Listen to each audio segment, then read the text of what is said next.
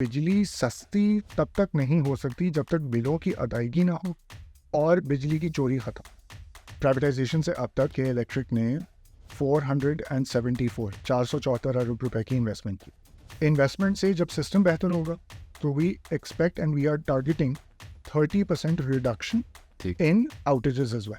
इसका ना चीज़ होता नहीं है, राइट? गवर्नमेंट है, उन्होंने एक बाकायदा नेशनल एनर्जी कंजर्वेशन का जो कौमी बिजली बचत प्लान बनाई बचत प्लान दिया है और उसके अंदर ये सारी चीज़ें मेंशन है। कुंडा रिमूवल ड्राइव्स हमारी टीम्स ने कंडक्ट की हैं सिर्फ 2023 में। और कहीं इस तरह कुंडा इस तरह और कहीं बिजली चोरी होती है? मैं और आप पाकिस्तान में बैठे हम सोचते हैं कि जी सिर्फ यहीं पे मसाइल हैं, but theft of electricity is a universal problem. Welcome to How Does It Work? This podcast is powered by Techno.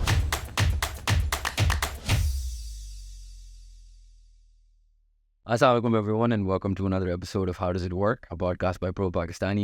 Again, we are in our Karachi studio and जब हम कराची आए तो we were told कि यार आपने Karachi electric वालों से मिलना है। बहुत सारी कंप्लेंट्स हैं लोगों की उनके साथ। अब मैं तुमसे से हम इस्लामाबाद के हैं, हमें भी कंप्लेंट्स इलेक्ट्रिसिटी रिलेटेड तो हैं, लेकिन समझना चाह रहे हैं आज कि यार हो क्या रहा है। तो we call the spokesperson from Karachi electric Awais Manchi साहब। Thank you so much for being on podcast. Thank you for having me यार। अच्छा सर, एक सॉर्ट ऑफ चीज़ मैं समझने की कोशिश कर रहा हूँ।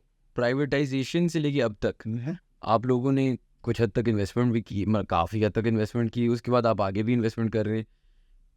इसका फ़ायदा क्या हुआ है? मतलब फ़ायदा मतलब to us, not to the company, to the shareholders, लेकिन हमें क्या फ़ायदा हुआ है? देखें, प्राइवेटाइजेशन से अब तक के इलेक्ट्रिक ने 474 अरब रुपए की इन्वेस्टमेंट की। ठीक है जी। इसके नतीजे में 3-4 चीज़ें बहुत क्लियरली एविडेंस है जो कि नेपरा की रिपोर्ट्स में भी जिसकी तस्दीक होती है। हमारी जो सार्फिन की तादाद है वो डबल हो गई, जो उनकी जो बिजली वो इस्तेमाल कर रहे थे वो डबल हो गई, जो हमारे लाइन लॉसेस हैं वो आधे हो गए, राइट? और ये सब कुछ पॉसिबल हुआ है क्योंकि हमने सिस्टम के अंदर इन्वेस्टमेंट की है। अब नेचुरली जब बिजली एक ऐसी चीज़ है जब आपके पास अवेलेबल होगी तो उसका इस्तेमाल ज़्यादा होगा, फैक्ट्री ज़्यादा चलेंगी, शॉप ज़्यादा चलेंगी, आपकी इंडिविजुअल जो खपत है वो उसमें इजाफा होगा। एंड कराची शहर जाना जाता है कि जी जो इकॉनमी का पहिया है वो यहाँ से चलता है, तो और बिजली की फराहमी उसके लिए एक बहुत अहम कंपोनेंट है, राइट? इसी तसलसल को जारी रखते हुए हमने अगले 7 सालों के लिए 484 अरब रुपए का प्लान प्रेजेंट किया है। और इसके अंदर हमारी एक्सपेक्टेशन यही है कि जी जो 2030 में हम जब खड़े होंगे तो 30% हमारे कस्टमर्स में इजाफा होगा, जिनकी बिजली की जो डिमांड है वो उसमें भी इजाफा है। और इसको पूरा करने के लिए हम कोशिश ये कर रहे हैं कि ट्रांसमिशन और डिस्ट्रीब्यूशन को बेहतर करने के साथ जनरेशन का 30% हिस्सा, राइट, जो कि अगर 100 यूनिट बिजली के पैदा हो रहे हैं कराची के लिए, उसमें से 30 यूनिट रिन्यूएबल एनर्जी पर बेस्ड हों, ताकि उससे सार्फिन को जो भी फ़ायदा पॉसिबल ट्रांसफ़र हो सकता है वो हम कर सकें। सो सेलिएंट फीचर्स हमारे प्लान के में यही हैं कि जी 30% हम एक्सपेक्ट कर रहे हैं कि कस्टमर्स ग्रो करेंगे, इनकी बिजली की डिमांड ग्रो करेगी, और 30% जो हिस्सा है जनरेशन का वो रिन्यूएबल एनर्जी पर रखना। इन्वेस्टमेंट से जब सिस्टम बेहतर होगा तो we expect and we are targeting 30% reduction in outages as well, यानी जो बिजली जा रही होती है। That make sense. अच्छा तो यार बिल बहुत ज़्यादा आ रहा है। लोग काफ़ी डर गए हैं। अब पहले तो गुस्सा हो रहे थे, अब तो पैनिक हो रहा है। What's going on and this criticism that you're receiving for your high bills, what do you guys have to sort of say about that? I'll just start with, मैं थोड़ा सा शुरू करता हूँ इस तरह से समझाने में कि पाकिस्तान भर में जो बिजली का निज़ाम है जिससे आपके और मेरे घर में जो आते हैं बिल्स वो डिटर्मिन होते हैं, वो एक रेगुलेटेड सेक्टर। रेगुलेटेड होने का मतलब ये है कि सारी जो आपकी डिस्ट्रीब्यूशन कंपनीज हैं, जैसे इस्लामाबाद में आईएसको है, कराची में के इलेक्ट्रिक है, लाहौर में लेस्को है, एक्सेट्रा, जो पॉलिसीज़ पे ये एक्ट करते हैं वो पॉलिसीज़ हुकूमत और नेपरा बीइंग द रेगुलेटर ये डिटर्मिन कर। तो जब आपके मैं बिल्कुल समझ सकता हूँ ये बात कि इस वक्त पूरे पाकिस्तान में, सिर्फ कराची नहीं, पूरे पाकिस्तान में लोग काफ़ी शायद परेशान भी हों, शायद कुछ लोगों को तशवीश भी हो कि बिल एकदम से बहुत ज़्यादा आ रहे हैं। रेगुलेटेड निज़ाम होने का मतलब ये है कि जो आपके और मेरे बिल में वसूल किए जाने वाले निर्ख होते हैं ना, जो रेट आता है, उसका तायुन के इलेक्ट्रिक नहीं करता, ना कि इलेक्ट्रिक करता है, ना लेस्को करता है, ना आईएसको करता है। ये रेट पूरे पाकिस्तान के लिए हुकूमत और नेपरा नोटिफाई करती है और वो बताती है कि जी चाहे आप गवादर में रह रहे हो, चाहे आप गुजरांवाला में रह रहे हो, बिल में रेट ये चार्ज होगा। सो सारी डिस्ट्रीब्यूशन कंपनीज उसी पॉलिसी के तहत और उसी नोटिफिकेशन के तहत एक्ट करती हैं एंड बिल भी उसी हिसाब से जनरेट होता है। कोई इख्तियार नहीं है किसी भी डिस्ट्रीब्यूशन कंपनी का कि वो इनफरादी तौर पे बोले कि जी मैं बिजली 50 रुपए पे बेचूंगा या मैं बिजली 10 रुपए पे बेचूंगा। दिस इज़ मतलब ये कि हमारे डोमेन में ही नहीं आता, गवर्नमेंट का डोमेन है, वो डिसाइड करते हैं। और ये निज़ाम काफ़ी अरसे से चलता आ रहा है, ये भी कोई नई बात नहीं है। 2022 का जो माली साल था उसके आगाज़ में भी बिजली के रेट जब बढ़े तो वो हुकूमत की डायरेक्शन पे बढ़े, जिसके तहत मरहलावार तकरीबन 7 रुपए तक का इजाफा देखा गया था बिल्स में। जो साल 2023 माली साल शुरू हुआ है इसके अंदर भी हुकूमत की तरफ से ही पूरे पाकिस्तान के लिए नोटिफिकेशन आया है कि इलेक्ट्रिक के लिए जो नोटिफिकेशन है वो हमारी वेबसाइट पे मौजूद है कि जी पहले आपका रेट ये था, अब आपका रेट ये है, जिसके अंदर औसतन तकरीबन 3 से 7 रुपए का इजाफा नज़र आया है। और गवर्नमेंट ने ये क्यों किया? लेकिन गवर्नमेंट के इस पे बहुत सारे तबसरे हैं, there is a lot of analyst जो इसके ऊपर अपने कमेंट्स भी दे रहे हैं, केयर टेकर मिनिस्टर भी इस पे काफ़ी बात कर रहे हैं। इसके मेरे नज़दीक जो मोटे मोटे पैराए हैं वो कुछ ऐसे हैं कि जी जो बिजली की आपकी कॉस्ट है उसको क्योंकि वो जिन फ्यूल्स पे डिपेंडेंट है वो काफ़ी हद तक इम्पोर्टेड फ्यूल्स हैं। आप फर्नेस ऑयल पे बिजली बनाते हैं या आप RLNG जैसे फ्यूल्स पे बिजली बनाते हैं तो ये इम्पोर्टेड है। डॉलर में या डॉलर रुपी के अंदर जब चेंजेस आते हैं तो उसकी बुनियाद पर इन फ्यूल्स की कॉस्ट बढ़ती है, फ्यूल्स की कॉस्ट से आपकी बिजली की पैदा करने की जो कीमत है वो बढ़ती है, राइट। अब इसके साथ साथ हम देख रहे हैं कि जी एक इन्फ्लेशन भी पूरे मुल्क में इस वक्त बहुत ज़्यादा काफ़ी हाई शरह पे पहुंची हुई है। साथ ही साथ मैक्रो इकोनॉमिक और भी बहुत सारे फैक्टर्स हैं। तो ये ऐसा नहीं है कि जी हुकूमत ने अपनी मर्ज़ी से नेसेसरीली किया हो या उन्होंने कोई मैं हुकूमत का तो तर्जुमान नहीं हूँ, लेकिन मैं ये ज़रूर कहूँगा कि किसी ने शायद ये शौकिया डिसीजन नहीं लिया। ये मौजूदा जो मुआशी हालात हैं जो पूरे मुल्क के हैं इस वक्त, उसके पेश नज़र ये शायद कुछ मुश्किल फ़ैसले थे जो लेने पड़े उनको।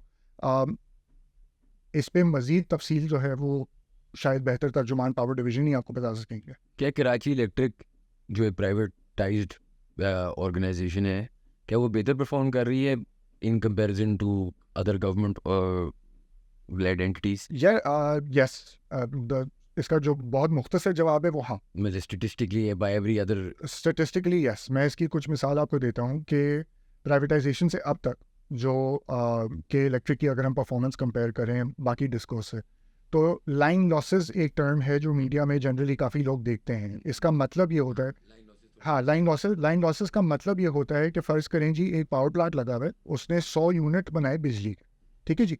वो आपके घर तक पहुंचते पहुंचते जो आपकी ट्रांसमिशन और डिस्ट्रीब्यूशन की तारें हैं जो खंबे हमें नज़र आते हैं सड़कों पे, उन तारों के थ्रू गुजरते गुजरते वो 100 यूनिट में से 90 आपके घर तक पहुंचे, राइट। तो वो जो 10 यूनिट ज़ाया हो रहे हैं वो लाइन लॉसेस कहलाते हैं। इनको कम करना बहुत ज़रूरी होता है और हर डिस्ट्रीब्यूशन कंपनी का एम भी यही होता है कि इनको कम से कम किया जाए सरमायाकारी के थ्रू।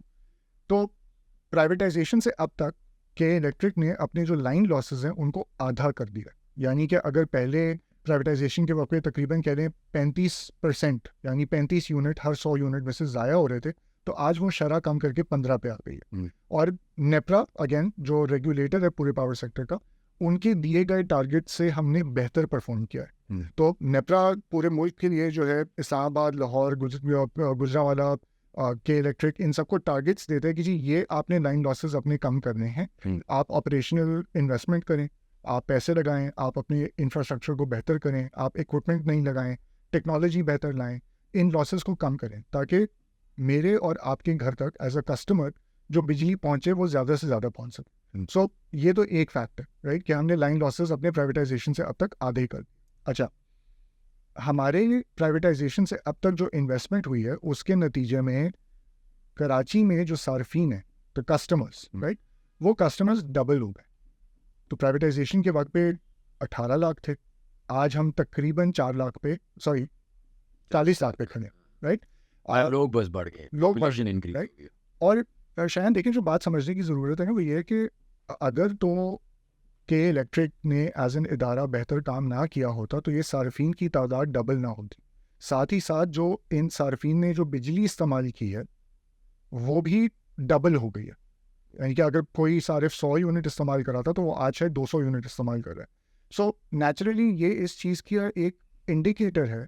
ये इस चीज़ की तरफ अपना पॉइंट करता है कि जी इंफ्रास्ट्रक्चर इतना काबिल है कि बिजली जो ट्रांसमिट हो रही है और आपके घरों या फैक्ट्री या दुकान तक पहुंच रही है, उसका सिस्टम भी बेहतर हुआ है और उसकी एविडेंस भी है कि साथ में ग्रोथ भी नज़र आ रही है. और क्या की इलेक्ट्रिक ने इस पिछले 20 साल में कोई पैसे कमाए हैं? मतलब was it a profitable organisation in the time frame that it's बिल्कुल नहीं, that's a very valid question और मैं इस पे 2 पहलुओं से जवाब दूंगा. सबसे पहले तो ये है कि प्राइवेटाइजेशन के बाद 2012 में, ठीक है, सही, प्राइवेटाइजेशन के बाद 2012 में के इलेक्ट्रिक ने अपना पहला प्रॉफिट डिक्लेयर किया था. उससे पहले कंपनी लॉस में थी, कोई 17 साल लगातार लॉसेस में जा रही थी. 2012 में पहली बार प्रॉफिट डिक्लेयर किया. उसके बाद वेरियस फैक्टर्स की बुनियाद पे प्रॉफिट भी रहा है और लॉस भी रहा है. लेकिन ये चीज़ ज़रूरी है कि जो प्रॉफिट आया है वो ऐसा नहीं है कि वो के इलेक्ट्रिक के मालिकान की या के इलेक्ट्रिक के किसी डायरेक्ट बेनिफिशियरी कोई उससे बेनिफिट नहीं किया, क्योंकि वही प्रॉफिट वापस सिस्टम को बेहतर करने में लगा दिया गया. जो इसका दूसरा पहलू है, जो मैं पिछले सवाल से थोड़ा कनेक्ट करूँगा, वो ये है कि इस वक्त भी शायद कुछ लोगों के जहन में ये तासुर होगा कि यार बिजली का रेट तो बढ़ गया है, राइट. तो यकीनन ये डिस्ट्रीब्यूशन कंपनीज, नॉट जस्ट के ऑल लाहौर, इस्लामाबाद, फैसलाबाद, ये सारे के सारे प्रॉफिट बहुत ज़्यादा कमा रहे होंगे, right. But that's not true, क्योंकि जैसे मैंने हवाला दिया ना कि एक रेगुलेटेड इन्वायरमेंट है. तो हमारी एज अ कंपनी, हमारी प्रॉफिटेबिलिटी, हमारी मुनाफा जो है, वो नफ़ा नुकसान, वो इस चीज़ से जुड़ा हुआ है कि आपने सिस्टम में इन्वेस्ट कितना किया और आपने अपनी परफॉर्मेंस को कितना बेहतर किया. तो बिजली की कीमतों में जो उतार चढ़ाव होता है उससे नफ़ा नुकसान डायरेक्टली मुंसलिक नहीं है. प्राइवेट सेक्टर का पॉइंट ये नहीं होता कि यार मैं कॉफ़ी बनाऊंगा अगर कोई कॉफ़ी पिएगा. Isn't that how, मतलब मेरे ज़हन में तो that's how it works. देखें, ये फिलोसॉफिकल एक क्वेश्चन है शायद, आई एम वेरी ग्लैड कि आपने पूछा. देखें, प्राइवेटाइज होने से जो कारकर्दगी में बेहतरी है वो तो एक पब्लिक डोमेन का हिस्सा है. यानी कि आप नेपरा की रिपोर्ट्स उठाएंगे तो उसके अंदर साल जहाँ पे हमारी परफॉर्मेंस की बेहतरी में तारीफ है, वहाँ पे कुछ नुकात पे शायद हमारी तनकीद भी हुई है कि यार यहाँ पे आप बेहतर कर सकते हैं, ये चीज़ें आप बेहतर कर सकते हैं. प्राइवेटाइज होने से जो एक एजिलिटी है, मैं कहूँगा कि एक प्राइवेट इदारा हो जो कि आपको एक सर्विस प्रोवाइड कर रहा हो, उसके पास फ्लेक्सिबिलिटी ज़्यादा होती है, उसके पास सरमाया लगाने के लिए थोड़ी सी बैंडविड्थ बेहतर होती है, और एक कह लें आप नया जज्बा आता है.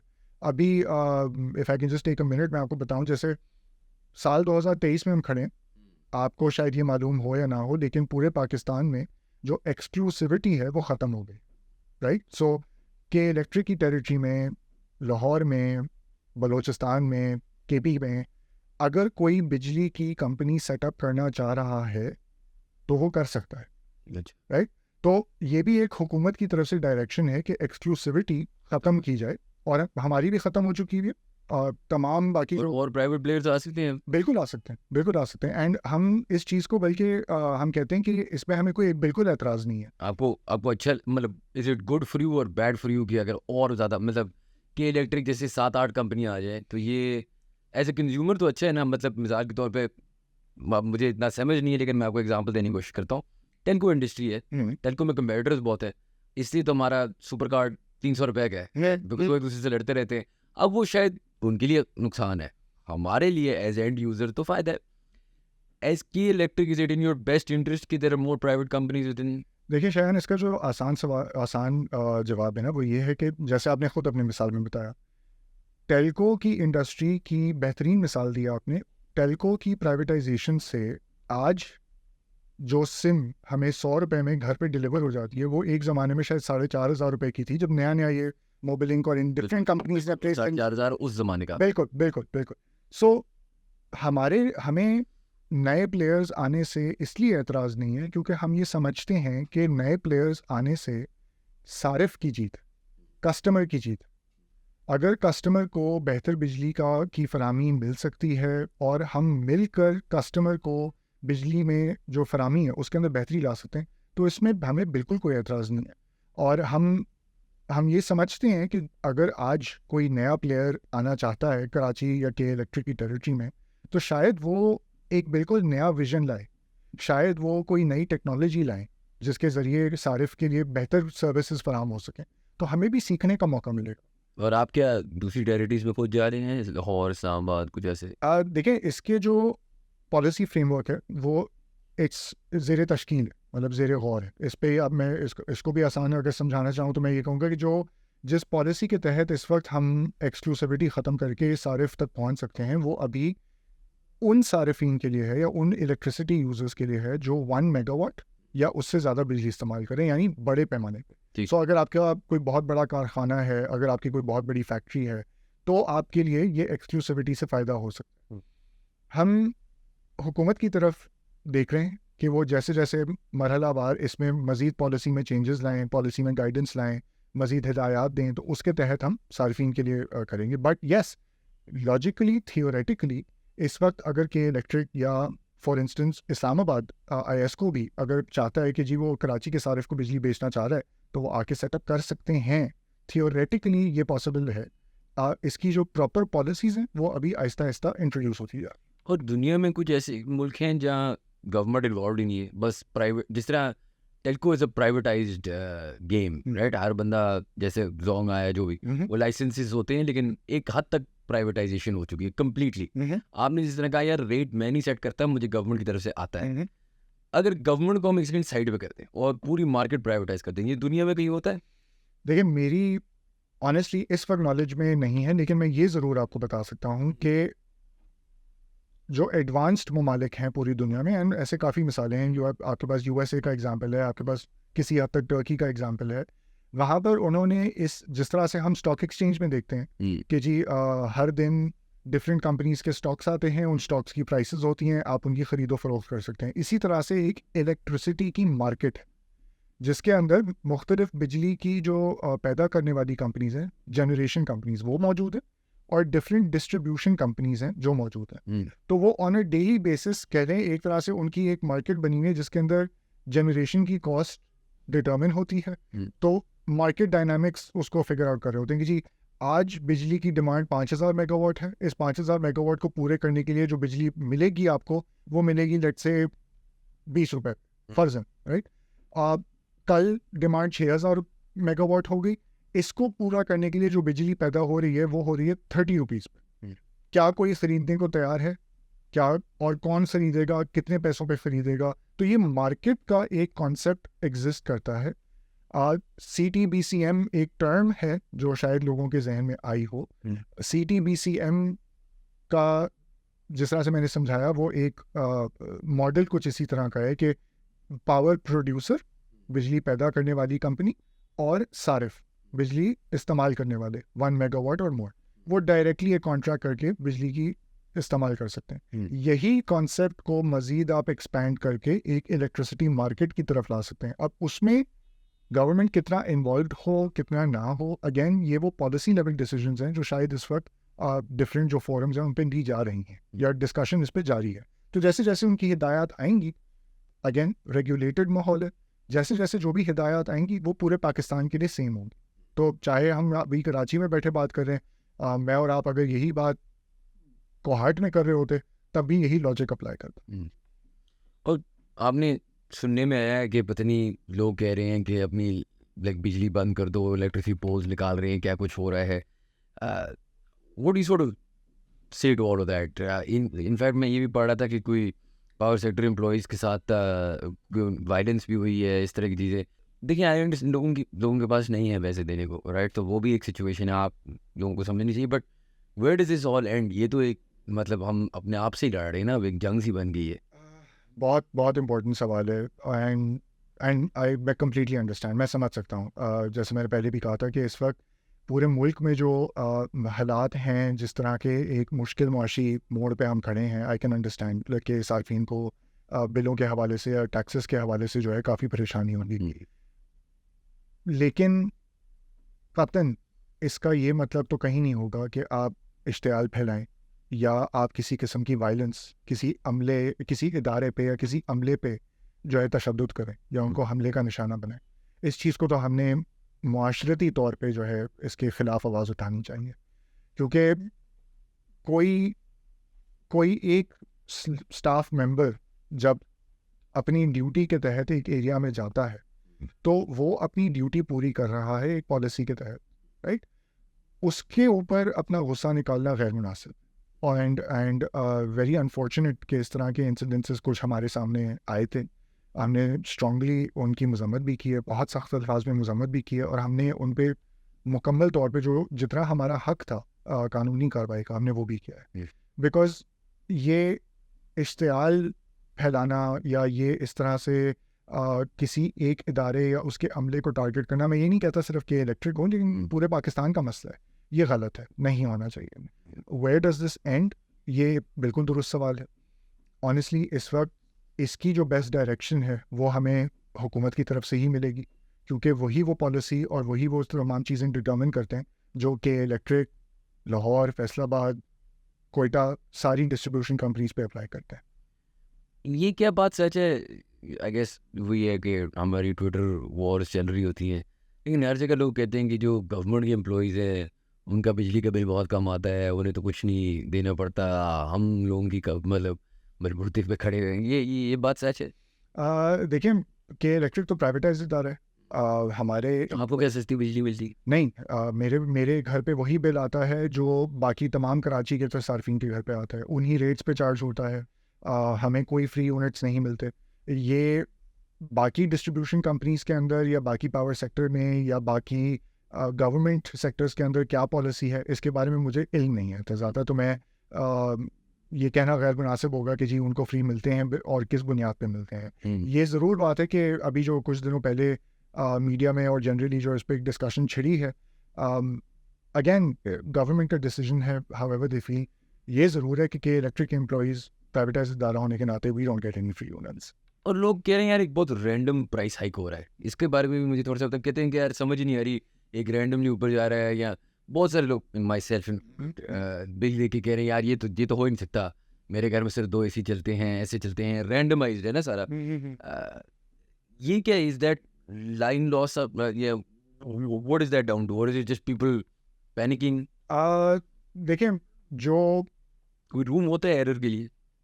देखिए एज फार एज के इलेक्ट्रिक प्रोसेसेस आर कंसर्न हमारी, तो जो मीटर रीडर जब किसी प्रेमिसेस पे जाता है और वो मीटर रीडिंग रिकॉर्ड करता है, वहाँ से लेकर सारिफ के घर तक जो बिल पहुँचता है वो पूरा का पूरा प्रोसेस ऑलमोस्ट 100% ऑटोमेटेड है। मैं ऑलमोस्ट 100% भी इसलिए कह रहा हूँ क्योंकि somebody एक किसी स्टाफ मेंबर को बाकायदा जाकर घर पे मीटर की तस्वीर लेकर उसको अपलोड करना होता है, ठीक है। लेकिन वो अपने तौर पे कोई नंबर्स एंटर नहीं करता, एक डिवाइस के जरिए मीटर की तस्वीर लेता है, वही ऑटोमेटिकली कैप्चर होती है और वही ऑटोमेटिकली हमारे सिस्टम का हिस्सा बन जाती है। बिलिंग के अंदर ह्यूमन एरर या मशीन एरर हो सकता है, उसको भी करेक्ट करना बहुत आसान है। हमारे पूरे कराची में डिफरेंट जगहों पे IBCs कस्टमर केयर सेंटर्स मौजूद हैं, सारिफीन वहाँ जाकर आराम से अपने बिलिंग के हवाले से जो है वो आंसर करवा सकते हैं क्वेरीज। जो आप बात कर रहे हैं वो काश के हमारे पास कोई बिल होता कि हम इस वक्त थोड़ा उसको भी वाजे कर देते। अच्छा तो हाँ जरूर, श्योर। इनफैक्ट बहुत अच्छा होगा, आप एक इस्लामाबाद का बिल आएगा, मैं कराची का अपने घर का बिल लाऊंगा, दोनों कंपेयर करेंगे तो ये काफ़ी सारी चीज़ें जो है उससे भी क्लियर हो जाएंगी। देखिए एक तो वो है बिजली का बेसिक रेट, राइट, कि 100 यूनिट इस्तेमाल करने वाले को इतने पैसे देने हैं, 700 यूनिट इस्तेमाल करने वाले को इतने पैसे देने हैं, तो वो तो एक बेस रेट आपके बिल में नज़र आता है। इसके साथ कुछ एडजस्टमेंट्स होती हैं, इनका भी मैं थोड़ा सा हवाला दे देता हूँ। एक अक्सर बिलों में नज़र आता है fuel charge adjustment. Fuel charge adjustment ये होती है कि जी फ़र्ज़ करें जो पूरे पाकिस्तान में बिजली बनाने की एक कीमत है, हम कहते हैं कि जी 1 यूनिट बिजली बनाने के लिए मैं 1 लीटर फ्यूल इस्तेमाल करूँगा और वो 1 लीटर फ्यूल मुझे मिलेगा 100 रुपये का, ठीक है। अच्छा, महीना हम सितंबर के 1 पे खड़े हैं, लेट्स से सितंबर का महीना ख़त्म हुआ, हमने नेचुरली देखा कि जैसे नोटिफिकेशंस आ रहे हैं कि जी गाड़ी में जो डल रहा है पेट्रोल उसमें भी इंक्रीज़ आ रहा है, इसी तरह से बिजली बनाने के लिए जो फ्यूल है उसमें भी इंक्रीज़ आ रहा है। तो अब वो 100 रुपये का 1 लीटर जो 1 यूनिट बना रहा था, अब वो 110 रुपये का पड़। हुकूमत की पॉलिसी ये कहती है कि 100 रुपये तक तो हमने अकाउंट फॉर किया हुआ है कि आपके बिल में जो रेट लग रहा है उसमें हमने फ्यूल की एक प्राइस अकाउंट फॉर की हुई है। अगर उसमें इजाफा आता है तो वो आप एक्स्ट्रा पर यूनिट निकाल कर सारिफीन से वसूल करें। अगर वो कम हो जाता है, यानी फ़र्ज़ करें जी आज पूरी दुनिया में फर्नेस ऑयल बहुत सस्ता हो गया, पेट्रोल जो है वो एकदम से 300 से जो है बहुत कम आ गया, तो ऐसा नहीं है कि वो मुनाफे में जा रहा है किसी कंपनी का। 100 रुपये लीटर अगर फ्यूल पे आप 1 यूनिट बिजली बना रहे हैं और वो 100 रुपये की जगह 80 पे आ गया या 90 पे आ गया, तो वो पैसे भी आपको सार्फिन को वापस करने हो। तो सिर्फ ऐसा नहीं है कि पॉजिटिव एक एडजस्टमेंट लग के आ रही हो, और ये मंथली एक्सरसाइज है। अगेन हुकूमत ने अपने एक कवानीन दिए हुए, प्रोटोकॉल दिया हुआ है, उसके तहत ये माहाना बुनियादों पर हो रहा होता है। इसके साथ आई एम वेरी सॉरी, नहीं बताएं जो एक और चीज़ है वो ये है क्वार्टरली, एक ये फ्यूल की एडजस्टमेंट्स होती हैं और फिर एक सहमाई हर 3 महीने पे इसी तरह से एक एडजस्टमेंट्स लगती हैं। अगेन हुकूमत ने अपने और नेपरा ने एक कवानीन दिए हुए, एक पॉलिसी दी हुई है, उसके तहत तमाम डिस्ट्रीब्यूशन कंपनीज जो है अपनी डेटा सबमिट करती हैं, वो कहती हैं कि जी ये एडजस्टमेंट्स हमें चाहिए। तो जब ये एडजस्टमेंट्स लग कर आती हैं आपके बिल में अलॉन्ग विद जो आपने बिजली इस्तेमाल की है, तो यकीनन देख के ये लगेगा कि जी बिल एकदम से बहुत ज़्यादा आ रहा है, बट ऐसा एक्चुअली नहीं है। उसके कहीं ना कहीं बिल पे वजाहत के इलेक्ट्रिक के बिल की बैक साइड पे मुकम्मल वजाहत दी हुई होती है। इस्लामाबाद के बिल के फ्रंट पेज पे ही मुकम्मल डिटेल्स दी हुई होती हैं। तो आई अंडरस्टैंड कि शायद वो पढ़ने में इतनी आसानी से समझ ना आए, लेकिन ये मालूमात मिनिस्ट्री ऑफ एनर्जी के इलेक्ट्रिक दीगर जो डिस्ट्रीब्यूशन कंपनीज हैं उनकी वेबसाइट्स पे भी हैं। अच्छा, एक और बात होती है कि हमें क्या करना चाहिए कि जी डे लाइट सेविंग्स करें, हमें ऐसा करना चाहिए कि अपने ऑफिस जल्दी बंद करें। मैंने तो ये भी सुना है यार, तुम ज़्यादातर लोग एक कमरे में जल के आके एसी, आई अंडरस्टैंड, लेकिन नहीं हो रहा तो हमें सबको एडजस्ट करना है। बिल्कुल, लेकिन मुझे एडजस्ट क्यों करना है? और क्या डे लाइट सेविंग से वाकई कोई फ़र्क पड़ेगा इतनी बड़े मसले का? महीने का फ़र्क पड़ेगा, 2 महीने का, या is this actually something that can help us long term? यार देखें, डेफिनेटली फ़ायदा तो होगा, कहीं you have to start somewhere, right. ये कहना सिर्फ कि मार्केट्स जल्दी बंद होने से बिजली सस्ती हो जाए, ये शायद खैर मुनासिब है, लेकिन ये कहना कि जी मार्केट्स जल्दी बंद होने से पावर सेक्टर थोड़ा सस्टेनेबल बेहतर हो सके, possible, right. Daylight savings also an option to consider, right, क्योंकि जब तक आप बाकी पूरी दुनिया की मिसाल लें, यू गो टू, आप ऑस्ट्रेलिया जाएं, आप किसी का अगर भारत जाना हो, इंडिया जाना हो, तो वो वहाँ चला जाए, आप यूएसए जाएं, मार्केट्स वहाँ पे सुबह एक फिक्स टाइम पे खुलती हैं, शाम तक बंद हो जाती हैं, राइट। बहुत कम ऐसे कल्चर्स हैं, शायद कराची भी एक अनोखा शहर है इस तरह से कि यहाँ पे रात के 2 बजे भी आपको एक जैमर यानी कराची सोता नहीं है, राइट। तो ये बिहेवियर चेंज करना तो एक लॉन्ग टर्म गेम। लेकिन मैं तो इस्लामाबाद में रहता हूँ, मैं बिजली का बिल नहीं दे सकता, तो आप मुझे बताएं। हमारे तो ना कभी कुछ खुलता है ना बंद होते हैं, उसका बताए ना यार। मेरे जो रिसेंट विजिट्स रहे हैं इस्लामाबाद फॉर वर्क या जनरली, मैंने भी नोटिस किया है कि अब इस्लामाबाद भी थोड़ा थोड़ा सा देर से सोने लगा है, which is good, 9:30 टाइप हो गया, बट देखिए ये वो जो बिहेवियर चेंजेस है ना, ये लॉन्ग टर्म है, राइट। और लेकिन कहीं से तो शुरू करना ज़रूरी है। अब चाहे वो आप डे लाइट सेविंग्स को पहले तरजीह दें, या चाहे आप एक मार्केट्स को जल्दी बंद करने को पहले तरजीह दें, इस हवाले से भी I believe, I could be wrong, but I am Fairlie confident कि जो हमारी गवर्नमेंट है उन्होंने एक बाकायदा नेशनल एनर्जी कंजर्वेशन का कौमी बिजली बचत प्लान या तवानाई बचत प्लान दिया है, और उसके अंदर ये सारी चीज़ें मेंशन है, नीका ने, यस एग्जैक्टली।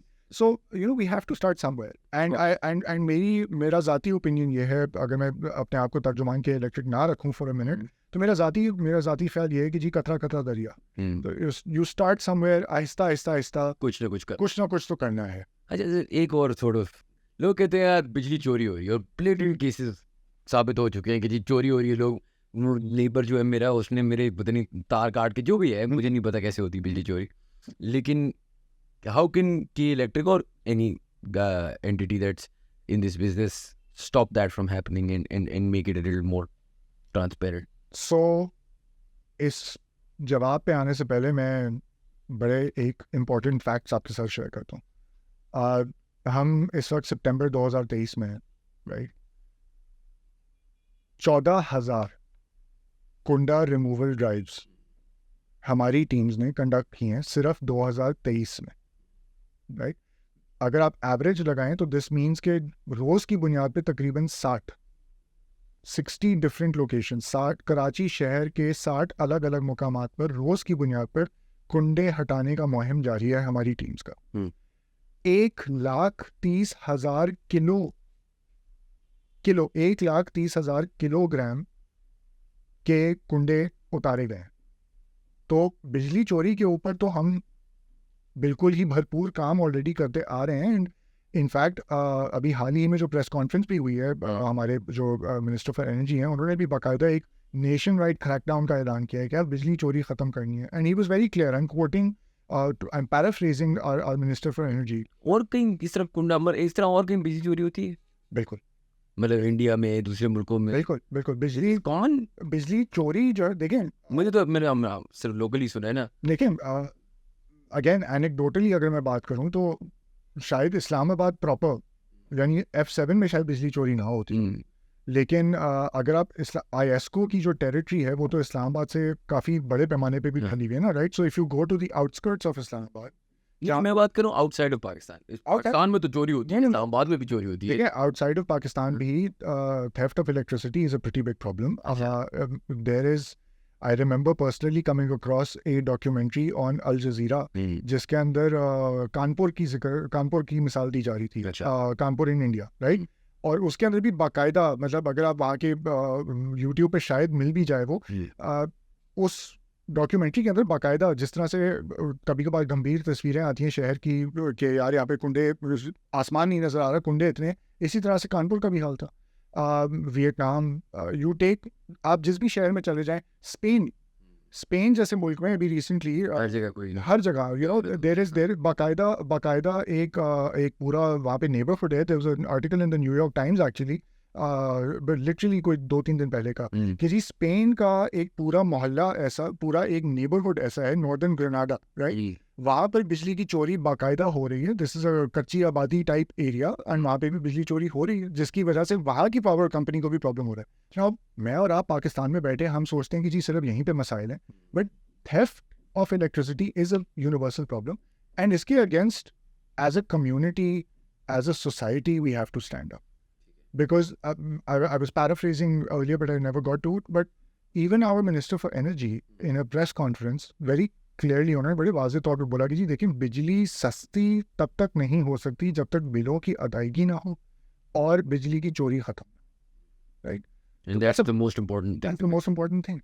अच्छा, एक और चीज़ जो मैं समझना चाह रहा था, एक तो आप लोगों का एक प्लान आ रहा है, some sort of investment plan 2024 to 30, बिल्कुल बिल्कुल। अच्छा, ट्रांसमिशन एंड डिस्ट्रीब्यूशन, आजकल जिसको कुछ बिजली के बारे में होता है बस ये दो लफ्ज़ इस्तेमाल बहुत होते हैं। बिल्कुल। Explain what that means. Okay, बहुत आसान है। Power plant, right? एक पावर प्लांट है, वो जनरेट कर रहा है बिजली, ठीक है, ठीक है जी।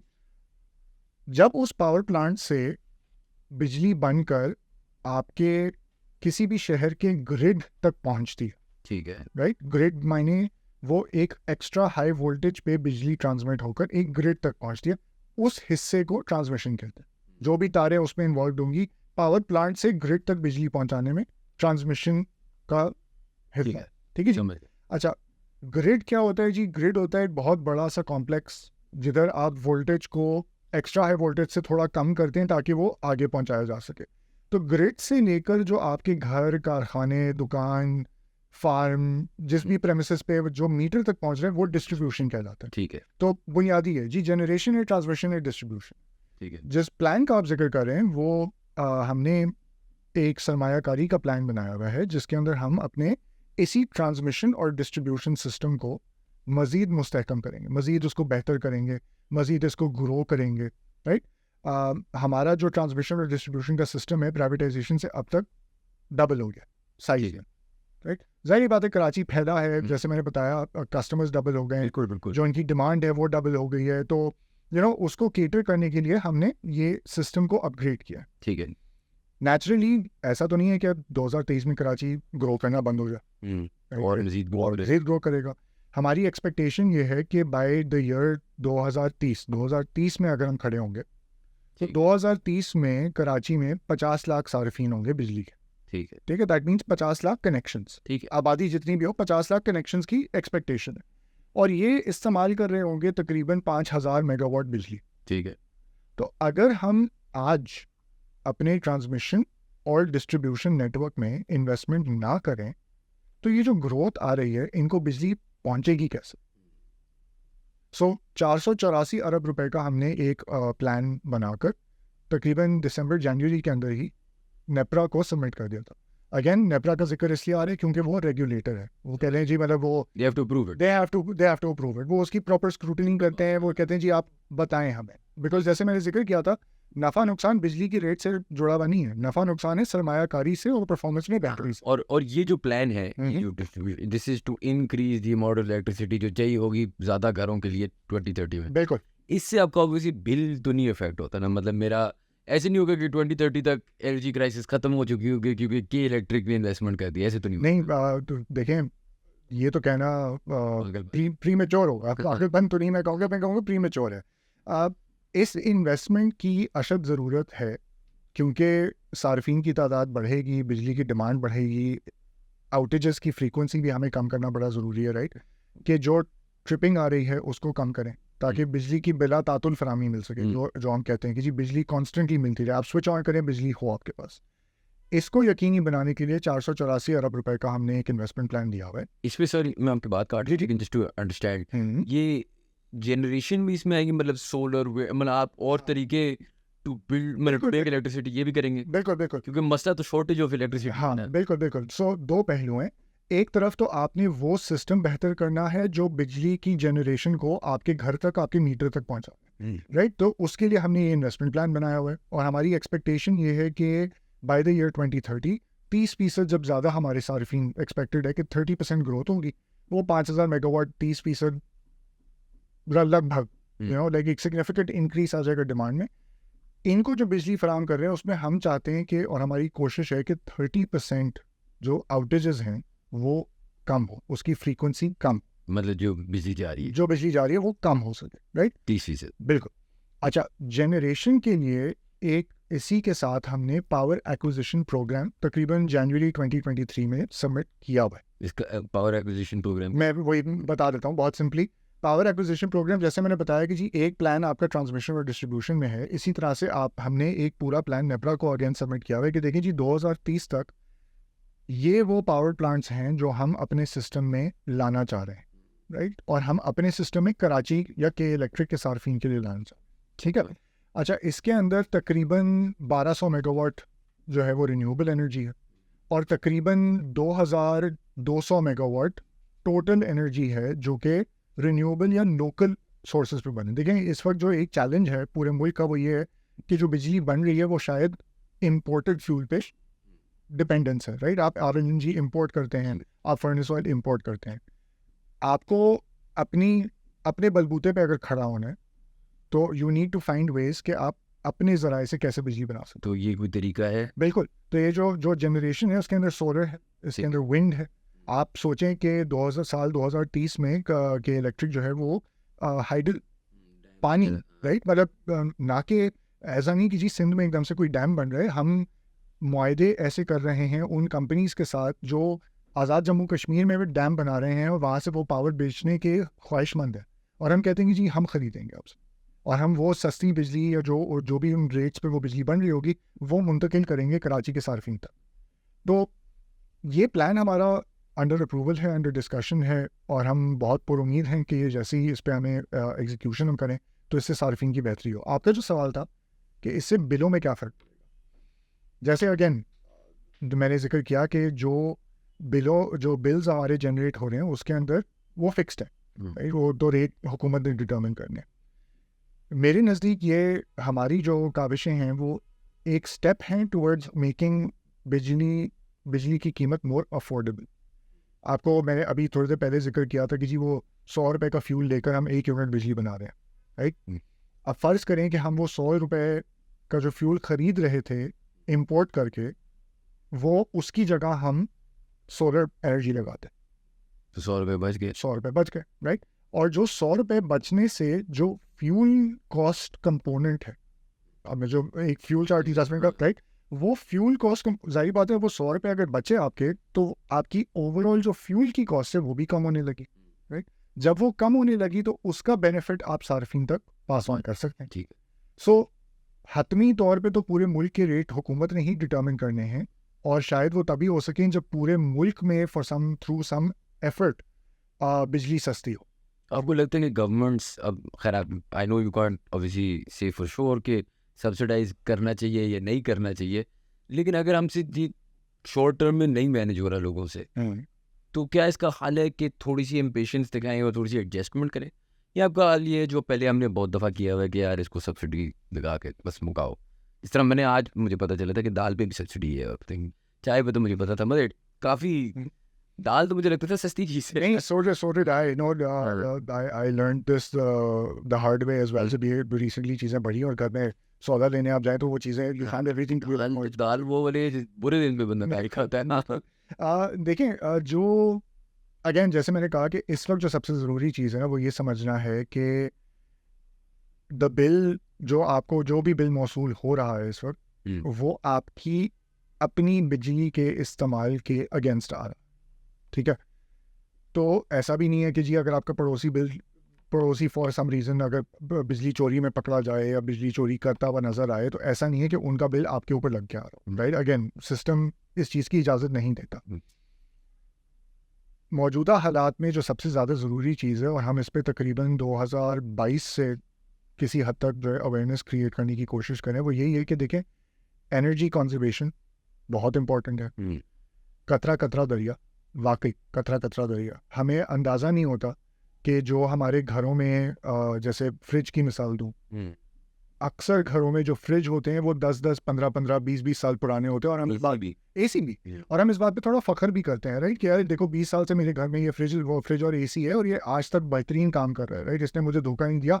नई चीज़ लेंगे वो ख़राब हो जाएगी। लेकिन वक्त के साथ साथ जैसे जैसे टेक्नोलॉजी इम्प्रूव हो रही है, जो नई चीज़ें आ रही हैं उनके अंदर ये टेक्नोलॉजी है कि वो खुद ही आपकी बिजली की बचत कर सकते। माना कि उसके अंदर एक कॉस्ट इन्वॉल्व है, माना के पैसे होते हैं नहीं लेकिन पंखे, राइट? फ्रिज तो ऐसी चीज़ है जो 24 घंटे चलेगी, राइट? जब आप अगर आप उसमें भी इन्वर्टर बेस्ड फ्रिज की को तरजीह दें तो आपकी सेविंग्स कहीं ना कहीं आ सकती है। एसी का भी यही है, एसी में भी, राइट? तो अब इन्वर्टर पंखों के ऊपर काफ़ी इश्तिहार आ रहे हैं, नज़र आ रहे हैं। तो माना कि उसकी एक कॉस्ट होती है, आपको एक कीमत लगाकर कोई ये चाहता नहीं है कि शायद यार मतलब एक अच्छी बड़ी चीज़ चल रही है मैं उसको चेंज क्यों करूँ, लेकिन कॉस्ट बेनिफिट एक एनालिसिस होता है ना कि यार देखो मैं इतने पैसे लगा के अगर ये अप्लायंसेस बदलूंगा तो मुझे इसका पे बैक मिलेगा, मुझे इसके पैसे वापस वसूल हो जाएंगे अपने बिल में कमी की सूरत में, जैसे लोग सोलर लगवाते हैं। आखिरी सवाल आपसे पूछता हूँ, हम जाते हैं ऐसी बिजली के बिल आपको पता है ज़्यादा आ रहा है कराची में। अच्छा आप मुझे बताएं यार, आखिरी मेरा सवाल ये है, and just to explain to us, लोग कराची इलेक्ट्रिक को देखते हैं प्राइवेट ऑर्गेनाइजेशन है, बहुत सारा प्रॉफिट बना रही है, जिस तरह आपने थोड़ा सा इसको हमें समझाया कि ऐसा नहीं है। Can you explain to us how what the shareholding of Karachi Electric is, how it works, etc. Who owns Karachi? हमने एक बिग बैड विलन बनाया हुआ है कि केई विलन है। केई कौन है, क्या है? It's a publicly traded company. I mean, how does it work? मैं बताता हूँ, I'll be happy to answer this question. देखिए के इलेक्ट्रिक जो है उसके सबसे पहले तो 24% तकरीबन जो शेयर्स हैं वो हुकूमत पाकिस्तान के पास, ठीक है, राइट? हुकूमत Pakistan through the office of the president of Pakistan, ठीक है, ठीक है? तो ये प्रेसिडेंट को तो नहीं पैसे जाए? नहीं ऐसा फॉर द रिकॉर्ड नहीं बिल्कुल ऐसा नहीं। आरिफ अलवी ने बहुत पैसे मिले। नहीं सो हुकूमत पाकिस्तान के पास 24% शेयर्स हैं, ठीक। 66% हम कह लेते हैं 66% शेयर्स जो हैं वो हैं एक कंसोर्शियम के पास जिसका नाम है कैस पावर, ठीक है जी? कंसोर्शियम मायने मैं, आप और 2-3 और इन्वेस्टर्स ने मिलकर एक ग्रुप बनाया जिसका नाम कैस पावर, ठीक है, और हमने के इलेक्ट्रिक के अंदर मेजॉरिटी शेयर्स ले, ठीक है जी? कैस पावर के अंदर जो इन्वेस्टर्स हैं उसके अंदर सऊदी अरेबिया के अलजुमे हैं, जो कि एक बड़ी इनकी पावर में और कोई एग्जैक्टली अलजुमे पावर कंपनी इनकी Saudi Arabia and different middle east के अंदर ये काफ़ी बड़े इन्वेस्टर्स हैं और पावर सेक्टर के अलावा भी इनकी बहुत सारी डिफरेंट इन्वेस्टमेंट्स हैं। साथ ही साथ there is NIG holdings from Kuwait, ठीक है। अच्छा, NIG holdings is backed by the Kuwait investment authority, जो कि दुनिया का सबसे शायद उनकी वेबसाइट के मुताबिक, I could be wrong but they claim to be the oldest और द लार्जेस्ट और बोथ सॉवरेन वेल्थ फंड। तो कैस पावर के अंदर जो मेजॉरिटी पार्टनर्स हैं, मतलब जो मेजॉरिटी प्रिंसिपल शेयर होल्डर्स हैं वो ये 2 पार्टीज हैं, और कैस पावर का अपना बोर्ड ऑफ डायरेक्टर्स है, के इलेक्ट्रिक का अपना बोर्ड ऑफ डायरेक्टर्स है। ऐसा नहीं है कि जी के इलेक्ट्रिक जो है उसको कोई फॉरेन कोई डिफरेंट स्ट्रिंग्स पुल करके जो है डिसीजन मेकिंग कर रहे हैं।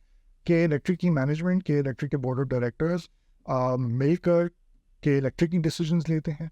जो ओनरशिप है वो इस तरह से, जो बकिया 66 एंड 24 आप ऐड करें तो कुछ लेफ्ट ओवर होता है, वो स्टॉक एक्सचेंज में ट्रेड हो। तो if anybody, I mean it's open, जिस तरह से बाकी कंपनीज के शेयर्स ट्रेड हो रहे होते हैं वैसे ही इलेक्ट्रिक। और क्या, क्योंकि आप पब्लिकली ट्रेडेड है इसलिए आपको ये इन्वेस्टमेंट प्लान बताना है, इसलिए आप ये बातें मतलब ज़्यादा फॉर एग्जांपल करेंगे, या is it just to explain to people? नहीं, इट्स देखें, स्टैट्यूटरी रिक्वायरमेंट मतलब एक बिजनेस की ऑब्लिगेशन अपनी तरफ, राइट? वो तो आप नेपरा को डिक्लेयर करें, नेपरा को जब समय, वैसे अवाम कौन सा वो पड़ेगी? हाँ एग्जैक्टली। देखें, वो जो जिस प्लान को मैंने अभी समराइज किया है हमारी गुफ्तगू में, वो तकरीबन कोई 300-400 पेजेस की डॉक्यूमेंट्स हैं, राइट? सो नेचुरली वो नेपरा की वेबसाइट पे बिल्कुल अवेलेबल है, रेगुलेटर की, कोई पढ़ना चाहे पढ़ सकता है।